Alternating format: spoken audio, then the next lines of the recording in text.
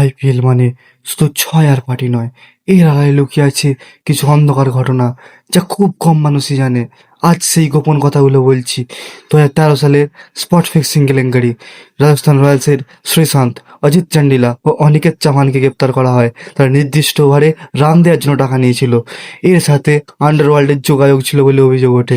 CSK ও রাজস্থান রয়্যালসকে 2 বছরের জন্য ban করা হয়, কিন্তু অনেকেই বলেন শুধু এরাই ধরা পড়েছে, বাকিরা এখনো লুকিয়ে আছে। দ্বিতীয়টা আরও ভয়ঙ্কর। যুজবেন্দ্র চাহাল নিজেই বলেছেন, আইপিএলের শুরুর দিকে তার সতীর্থরা তাকে হ্যারাস করেছিল। একবার মুম্বাই ইন্ডিয়ান্সের এক মাতাল খেলোয়াড় তাকে 15 তলার বারান্দা থেকে ঝুলিয়ে দিয়েছিল, আর একবার মুখ বেঁধে টেপ করে তাকে ঘরে ফেলে রেখে দিয়েছিল। চাহাল প্রাণের ভয় পেয়েছিলেন। তৃতীয়টা চিয়ার লিডারদের নিয়ে।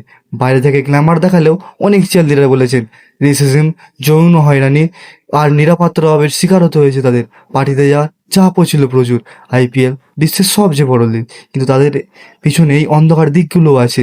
ক্রিকেটের সততা বাঁচাতে এসব ঘটনার দিকে নজর রাখা জরুরি। আপনার কাছে আইপিএলের কোন ঘটনাটি সবচেয়ে ভয়ঙ্কর বলে মনে হয়েছে কমেন্টে অবশ্যই জানাবেন। ভিডিও ভালো লাগলে লাইক, কমেন্ট ও শেয়ার করবেন। সাবস্ক্রাইব করতে ভুলবেন না কিন্তু।